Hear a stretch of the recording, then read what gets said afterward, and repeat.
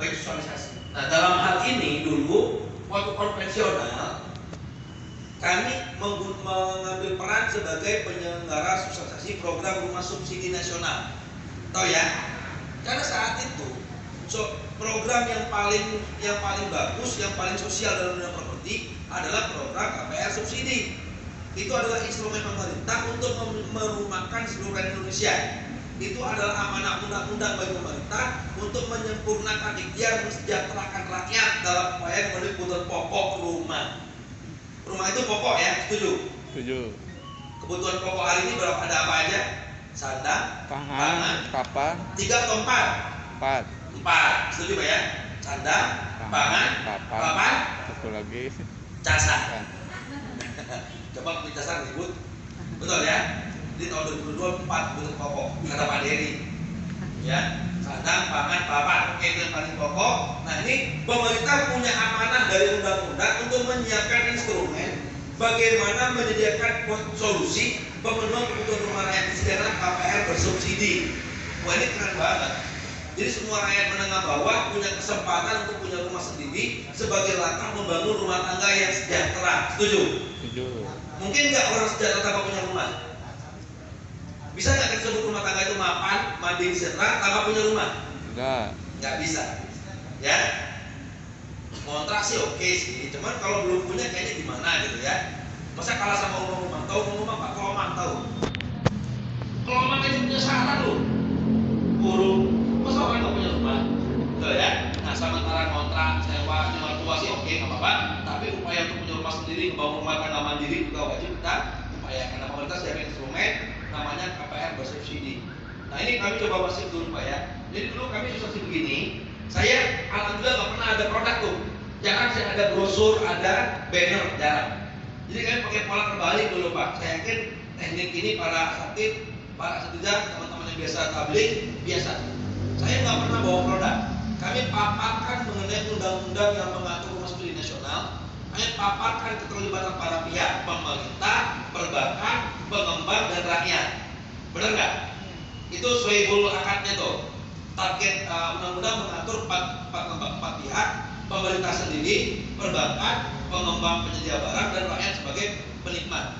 Target undang-undang itu rakyatnya, bukan pengembangnya, bukan banknya. Setuju?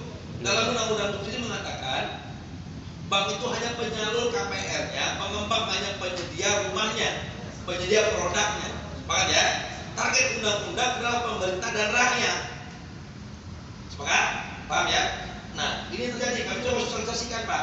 Akhirnya masyarakat tadi satu forum acara senang sekali. Kenapa? Dapat edukasi lagi mengenai harapan mimpinya bersama istri, bersama anak untuk punya rumah terfasilitasi. Oh, kami ini bisa Pak? Iya bisa. Kami ini mau Pak, pengen Pak. Ini semua sedang berproses. Pilihannya mana aja Pak? Nah, kami sajikan pilihan-pilihannya. Karena pilihannya relatif Pak. Ada beberapa kondisi yang terpaksa kita spesifik. Contoh, teman-teman daerah Bandung Timur ya, mungkin nggak kalau beli rumahnya di daerah Padalarang gitu loh, atau daerah-daerah yang paling jauhan loh. Bandung Timur beli rumahnya di daerah sini, Cibiru, Jumberok, betul ya, Cileunyi, Raja Ekek, betul ya. Karena aksesibilitas dari tempat tinggal ke tempat kerja itu ukurannya, betul. Itu namanya peta teritori. Kalau Bandung kita belah 4 kota, kita belah 4 mata angin, timur, utara, barat, selatan, maka Bandung Timur, orang yang kerja di Bandung Timur kemana mesti punya rumah? Ke arah sini dong. Lompat wilayah mungkin saja juga tidak dosa, tapi akan berujung kepada aksesibilitas. Jam berangkat ya, masa keberangkatan, macet, banjir, hujan segala macam jadi hambatan.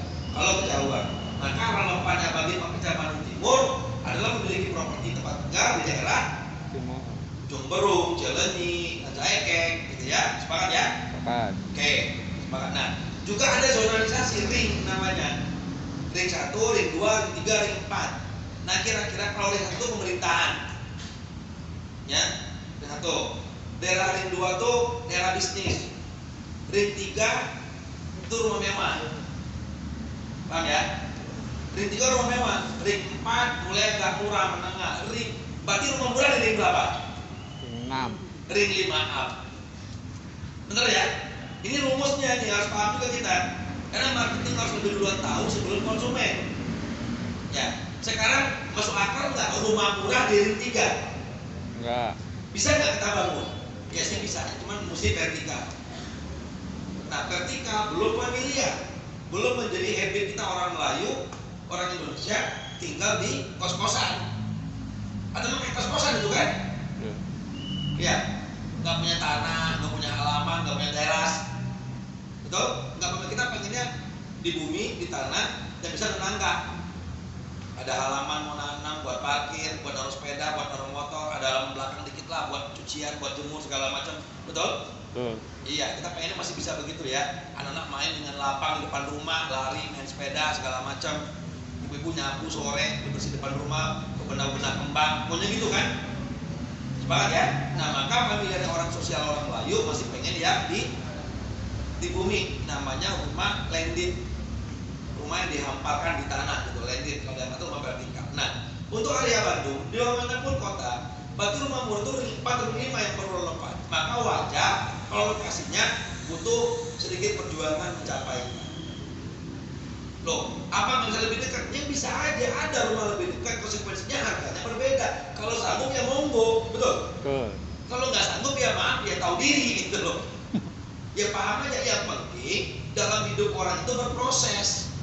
Kadang-kadang konsumen itu nggak ngerti berproses, maunya instan, maunya difasilitasi, maunya manja, mimpinya disuruh kita wujudkan. Atau mah jauh banget Pak, sana Pak, masih murah. Ya ibu kalau dekat mas sanggup nggak belinya? Ya enggak juga sih. Sampai kapan mau kontrak? Sampai kapan mau tinggal di rumah-rumah yang nggak jelas gitu loh. Hidup itu berproses. Pertama yang penting efektif penghasilan dulu. Semua yang kita bayarkan pada rumah harus jadi aset. Betul? Iya, nanti kalau sudah punya rezeki 2-3 tahun ke depan, 5 tahun ke depan, rumah yang kita bayar tiap bulan menjadi aset. Independen aset apa? Investasi, penghasilan baru ada tabungan, ini dijual, digabungin, beli yang lebih layak. Setuju? Iya. Masih ada kemampuan lagi, beli lagi yang lebih layak. Nah, biasanya dalam siklus properti, orang dapat rumah impian sebagaimana diharapkan doanya, dalam tahajudnya, dalam semua rado-radonya, itu 3 kali pindah. Walaupun dia punya duit Pak, bangun rumah pertama, ya pasti ada yang kurang itu. Aduh, kok begini ya, kok begini, kurang begini, kurang ini. Aduh, coba halaman sampingnya ada tanah lah, coba ada jendela samping, betul nggak?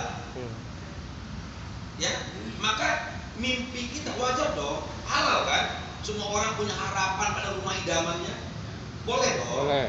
Apapun kondisi ekonomi kita, siapapun kita punya hak untuk bermimpi mengenai kelayakan hidup kita. Ya, ini boleh. Itu kita tuangkan dalam doa, ya, biar nggak jadi hayalan.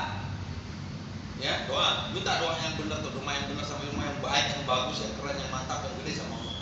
Ya, boleh. Oke?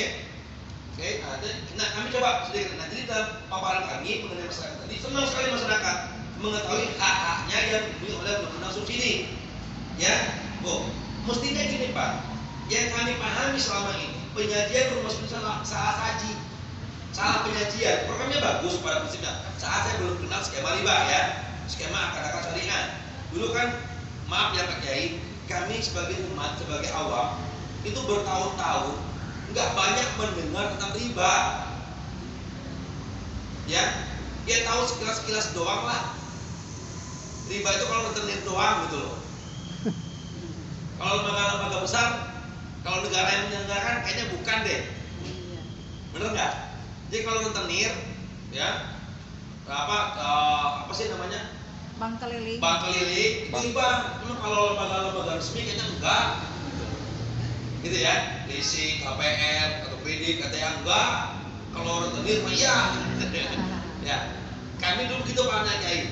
Ya kami isi nih, ini koreksi buat para ulama, para asatidz untuk mulai berani bersuara, tapi ada solusi ya. Jadi kita bikin komisi di situ. Oke. Nah, jadi masyarakat senang nih. Ya, dan dulu kami sangat ingin membawakan ini. Kenapa? Kami pikir ini solusi terbaik yang ada buat masyarakat. Nah, setelah masyarakat tahu mengenai haknya, saya tanya masyarakat di satu ruangan, Bapak Ibu berapa lama kontrak? 5 tahun, 10 tahun, 15 tahun, ada bahkan 25 tahun kontrak. Dan zaman bujangan kerantau, kontrak sampai anaknya 3. Ya, pengen punya rumah, pengen banget Pak, yakin Pak, pengen berproses, pengen Pak. Sekarang sebenarnya pemerintah sudah siapin dana untuk Anda pakai, namanya KPR, itu untuk rakyat Indonesia. Masing-masing kakak senilai 120 juta untuk bisa punya rumah. Yang pengen pakai dananya ngacung, angkat tangan. Kira-kira berapa orang yang angkat tangan? Semua. Hah? Semua. Semua, betul. Angkat tangan semua. Saya tinggal masih angket dong. Benar nggak? Ini kalau pengen isi formulir, isi angket, nanti kami salurkan untuk ngajuin menggunakan data. Karena faktanya begitu Pak. Sebenarnya framingnya bukan kita ngajuin KPR. KPR itu fasilitas rakyat, sudah disiapin oleh pemerintah untuk dipakai rakyat beli rumah gitu loh. Paham ya bedanya ya?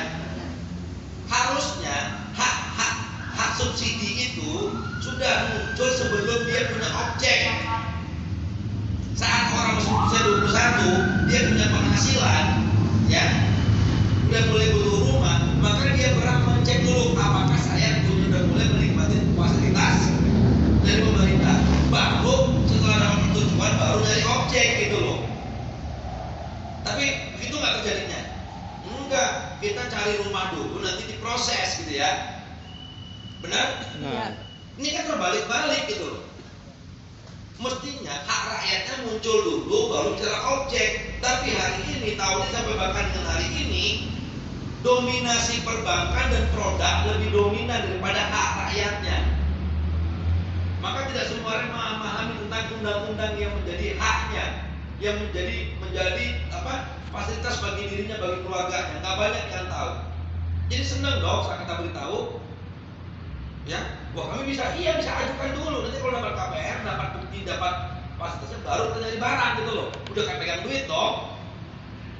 Ya. Nah kalau terjadi begini, maka gelombang rumah itu akan naik lagi Pak. Selama ini program itu disajikan dengan jual barang. Nah kalau jual barang duluan, orang mulai punya batasan, kegedean, kemahalan, kejauhan gitu loh. Jelek, bagus, cocok nggak cocok, betul nggak? Karena beli barang ini langsung terpisah-pisah, langsung terkotak-kotak. Harusnya hak subsidinya muncul dulu, betul ya? Baru nyari barang. Jadi jumlah orang yang pengen ngambil terpetakan dulu, baru disiapin instrumen penyediaan produknya. Nah dalam gelombang ini pengembang nggak bisa main-main, ikut aturan undang-undang tentang besaran DP, tentang prosedur, tentang hak rakyat. Nah faktanya karena salah saji, karena produk lebih dominan, orang nyari produk dulu dan semua produk ngakunya nomor 1, baru ajukan KPR, betul? Nah maka dalam hal ini dominasi keabsahan kelayakan orang yang mengajukan diatur oleh yang punya barang sama yang punya program, yang punya penyaluran subsidi. Ya, ini yang terjadi nih. Akhirnya gagal. Nah, alhamdulillah kami berhasil dalam program ini dulu dengan cara tadi ya, sosialisasi, jelasin mengenai hak rakyat, kita bilang mereka punya hak, tinggal dipakai, emang yang pakai ngacung, maka kami mampu merumahkan 2.000 sampai 3.000 orang setahun. Yo, kira-kira seruangan muncul semua Pak ya. Bahkan ada teman-teman tuh, adiknya, kakaknya, selama ini bukan program nih. Kita bisa ambil 120 juta nih buat beli rumah, pengen juga nih formulir. Wah ribuan Pak. Kami tinggal inventarisir, kami tinggal petakan berapa jumlahnya dengan sosialisasi dan training tadi, dan kami komunikasikan itu dengan perbankan, kami komunikasikan dengan teman-teman pengembang perumahan. Maka saya juga bersahabat nih, naik ya, dengan teman ini maaf nih, Nah, ini yang nomor 3, ini Ketua Umum REI, ya Pak Eman. Beliau yang saya paksa bisa ketemu publik tentang fungsi REI sebagai asosiasi bersama semua anggota se-Indonesia pengembang, bagaimana fungsi kontribusi beliau pada program perumahan rakyat. Jangan soal jual rumah dong, fungsi Anda secara normatif dulu aja. Apa kontribusi REI bersama seluruh pengembang nasionalnya pada pemenuhan kebutuhan rumah rakyat? Saya minta dia bisa di panggung, ya. Itu ada berapa kali sosialisasi. Oke, next. Ya. Nah ini kita ada survei lokasi, ya dulu gratis kita ada mobil-mobil itu banyak lah. Kita punya mobil 1 untuk bolak-balik ke lapangan. Kalau orang beli rumah pasti pengen cek dulu dong. Nah ini kita fasilitasi gratis dulu. Oke, next. Ya. Nah, ini saya dengan teman-teman saya bersama teman-teman direksinya BTN. Walaupun agent Pak, cuma saya main sama para petinggi program studi nasional. Saya dengan kementerian, dengan DTN, direksinya, dengan asosiasi, dengan bupati, dengan gubernur, dengan wali kota, kita sering berkomunikasi dalam rangka upaya merumahkan rakyat. Ya, kami mencoba berdiri pada sisi sosialnya, bukan sebagai pengusaha properti. Oke. Nah, apa tujuan MSC dulu? Ini Pak, kurang lebih ya, membantu pemerintah mensukseskan program 1 juta rumah. Pernah dengar ya? Program 1 juta rumah untuk rakyat. Pernah dengar? Nah, berhasil nggak programnya Pak? nggak tahu. Nggak tahu ya. Oke. 2, membuat banyak mungkin masyarakat memiliki rumah sebagai langkah menuju rumah tangga yang sejahtera. 3, mendorong peningkatan kehidupan bangsa menuju bangsa yang makmur, berdaulat dan bermartabat. Ya, kalau udah punya rumah sendiri, ya, itu kira-kira itu rumah tangga punya marwah nggak? Punya. Iya dong, punya rasa berdaulat, ya, independen, baik untuk dia pribadi, untuk keluarga besar, mertua, ibu segala macam, juga untuk tetangganya. Ya, karena punya rumah itu punya harga diri, punya nilai, penting sekali buat orang. Kenapa? Bapak coba merasakan nggak tinggal di sebuah kontrakan, walaupun udah 30 tahun. Kita sering dengar nggak kita itu?